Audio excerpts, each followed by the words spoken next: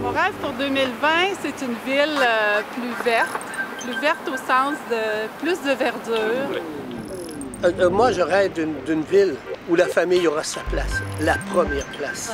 Dans le futur, c'est une ville plus accueillante, plus de diversité qu'on voit dans tout le secteur de la société. Mon rêve pour mes petits-enfants, c'est qu'ils viennent tous vivre à Rimouski. La ville du futur, ce serait que Rimouski soit encore plus accueillant que ce qu'elle est déjà. Par exemple, tout le monde a accès à des services égaux, tout le monde peut se permettre d'être sur un pied d'égalité dans toutes les branches de la vie courante. Puis je la vois vraiment miser sur un autre type de développement, qu'elle essaie de se démarquer des autres endroits dans le monde, qu'elle privilégie davantage le développement local, qu'elle mise sur le développement durable, qu'on essaie de devenir avant-gardiste dans certaines choses. Moi, ce serait ça que je verrais comme avenir pour Rimouski.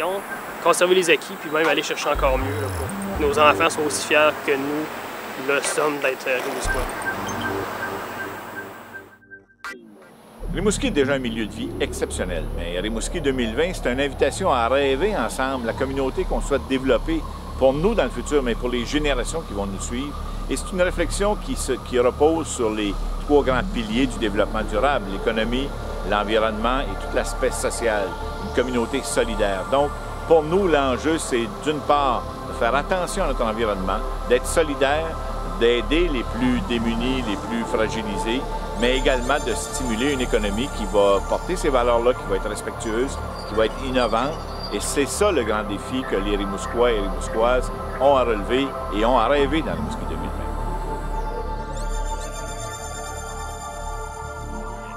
La richesse du paysage à Rimouski est multiple. On la retrouve à deux niveaux. D'abord, des paysages naturels, puis ensuite les paysages anthropisés, les paysages qui sont occupés par l'homme. Les paysages naturels, on a des paysages qui sont associés au fleuve, au littoral, aux marées, par exemple. On a des paysages aussi qui sont associés aux rivières, la rivière Rimouski. On a des paysages montagnards, on pense au parc du Bec avec le pic Champlain. Ça, c'est pour les paysages naturels. On a ensuite les paysages anthropisés, donc l'agriculture qui façonne des paysages aussi, la foresterie qui façonne des paysages. Ça fait partie de ce qu'on appelle la géodiversité de l'environnement rimouskois. Et ça, c'est, comme je le mentionnais, c'est une richesse, c'est une géodiversité qu'on peut exploiter, qu'on peut mettre en valeur comme communauté, comme citoyen, mais comme municipalité aussi, on peut utiliser ces paysages-là pour les mettre en valeur, pour faire profiter à l'ensemble de la communauté, mais aussi aux visiteurs qui viennent dans le Bas-Saint-Laurent.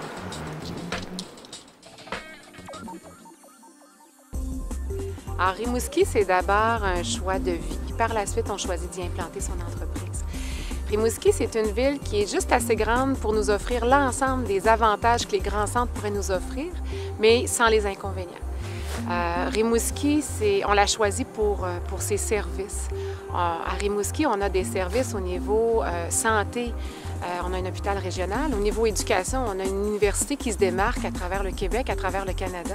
Et on a des services gouvernementaux fort intéressants et qui viennent bien appuyer notre entreprise. Moi, j'ai vu des entrepreneurs en démarrage ou des gens qui voulaient venir implanter une entreprise ici et des gens qui se sont rassemblés, qui se sont mobilisés et qui ont fait en sorte de faciliter la vie à cet entrepreneur-là. Puis ça vaut très cher.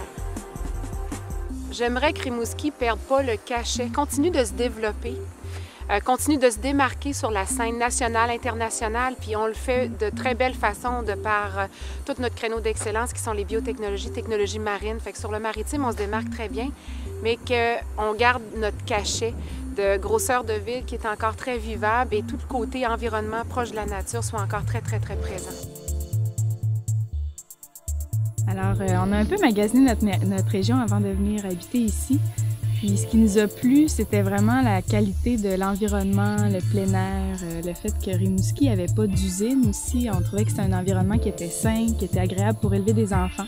On a découvert l'effervescence culturelle qu'il y avait à Rimouski, la possibilité d'aller voir des spectacles, d'aller au théâtre, d'aller même à l'opéra. Donc c'est des choses qui nous ont vraiment plu dans la ville de Rimouski, finalement. Ouais, on était attirés par le fleuve aussi, en grande partie.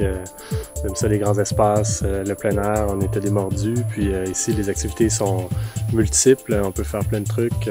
Moi, c'est sûr, Il y a quand même un centre hospitalier qui est intéressant par sa dimension, par la variété des spécialités. Puis ça, c'est une autre chose qui m'a attiré professionnellement aussi dans la région. Il y a beaucoup de jeunes familles aussi, c'est ça qu'on réalise, qu'on rencontre beaucoup de jeunes familles comme nous qui ont des valeurs semblables. Puis c'est ça, il y a plusieurs possibilités pour les enfants ici. Donc c'est un environnement qui est particulièrement intéressant pour élever des enfants. Ce qui est bien à Rimouski, c'est qu'on peut y vivre sainement, on peut y vivre en harmonie avec l'environnement. Et ça prend la contribution de tous et chacun, de chacun des citoyens, de la ville aussi, pour pouvoir garder cette harmonie. C'est important dans ce temps-là qu'on fasse une bonne gestion de l'eau potable, qu'on fasse aussi une bonne gestion de nos matières résiduelles, le lieu de compostage qui est à venir prochainement, le recyclage qu'on fait très bien ici d'ailleurs. Tout ça va permettre d'avoir un environnement sain pour nos générations futures.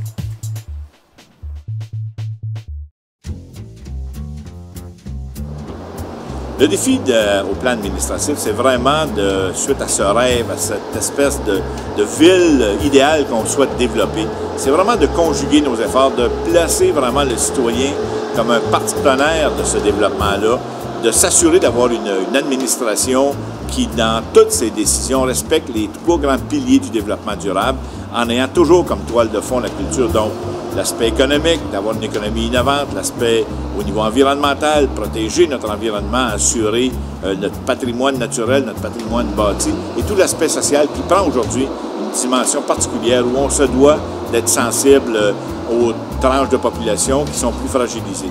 Donc, le défi, c'est de transporter ce rêve-là dans notre réalité quotidienne, dans la prise de décision, d'avoir toujours le respect du rêve et de la communauté qu'on souhaite développer ensemble.